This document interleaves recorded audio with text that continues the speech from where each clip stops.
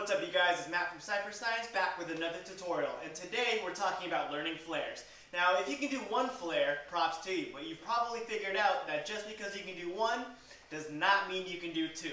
So today I've put together a few tips that are going to help you get that second flare and all the flares after it. Coming up next.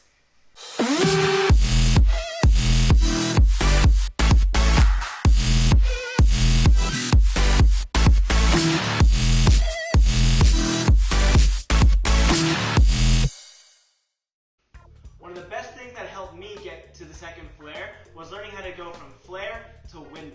Now this did a few things for me. It taught me how to control my power better, it taught me how to use my hips and my legs to generate momentum better, and it taught me to really plant off of my supporting arm for the flare. And all of these things transferred over to getting the second flare. Now, here's a quick progression for you. Okay, instead of going from flare directly to windmill, the first thing you're going to do is go from flare to backspin. So it's going to look like this. Okay, set up, flare, and just drop down to backspin. Okay, mind you, the first few times you try this, it's going to look like flare to egg roll. But don't worry, it's going to smooth out and eventually you'll get to that backspin. Now, after you have the backspin, you're going to go from flare down, baby freeze. So it's going to look like this. So you do your flare, you go down, pop, baby freeze. Now, once you can do that, you're ready to throw the windmill, okay? So you're going to go for flare, windmill, backspin. So you go flare, windmill, backspin.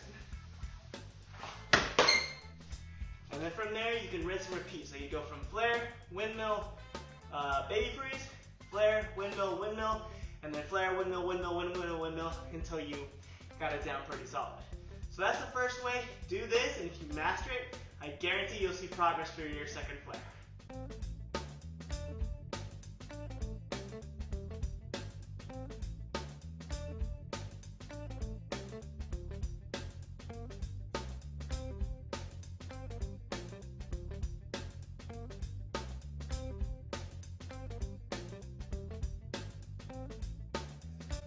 Alright, you guys, so I'm actually pretty excited to show you this next one. It's probably one of the top 10 pieces of brake technology that I know, and it's going to help you get that second flare. So this is what I call, I call it this. It probably has an actual name, but I call it a flare from nothing. And it's basically how I've seen gymnasts set up their flares. So people, for b-boys, okay, we set up our flares like this. We step out, we have this big stance, we kick, and we swing, and we get our flare. Yeah? Now, a flare from nothing, or the way I've seen gymnasts do it, they start from down here. Okay, they cock their hips. Then they throw their flare. Okay, now, this technique takes the kick and all the momentum and all the power out of the equation. And you have to generate the power momentum off of raw technique. No kick, no swings, just all technique. But this really helps improve your flares, and this is going to help you get your second flare. Now, here's a little progression for you. Okay, first one, okay, with your kicking leg, so I'm going to show you guys both methods here. So in the b-boy way, okay, you plant that leg, I go counterclockwise, so my left leg kicks first, okay, and then boom, my right leg comes up. Okay, now the first step is just to focus on that right leg. Okay, if you go clockwise, the left leg. All you're going to do is drag your kicking leg, and you try to make that circle with your first leg, or the leg that kicks up to your ear. Okay, one more time. So you cock your hips. So I clock my hips to my left in my power stance, and I cock my hips to the left in the flare to nothing stance too. Okay, so you just kick, drag, swing that right leg, or swing your first kicking leg. Now after you do that, you have what I call the 1-2. Okay, basically, you're just going to throw half a flare, 1-2, and you want to land in that pattern, 1-2, with your legs wide open, okay? So again, cock your hips, 1-2.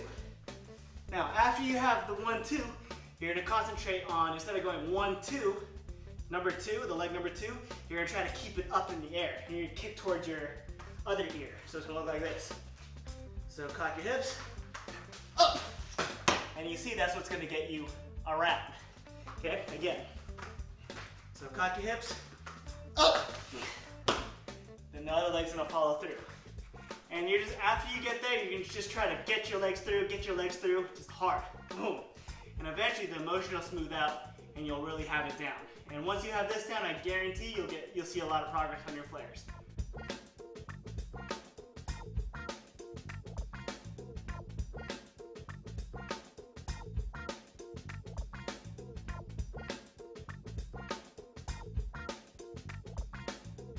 Okay, you guys, last and final tip for getting the second flare is developing out your tuck planche. If you guys don't know what a tuck planche is, it's this right here.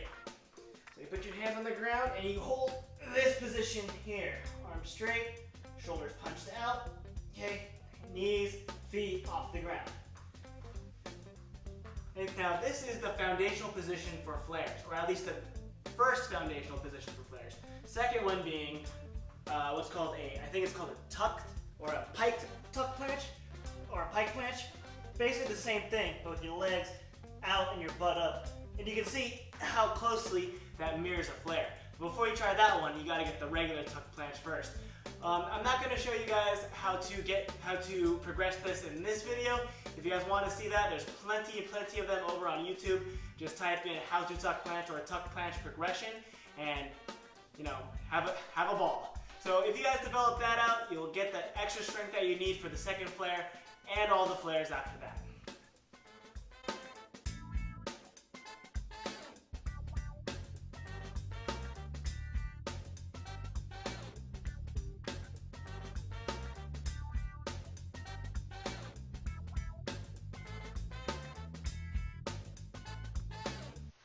There you guys go. 3 ways to help you nail down that second flare. If you found this helpful, please leave a like on the video. Tell me in the comment section below. And don't forget to follow me on all my social medias in the description box.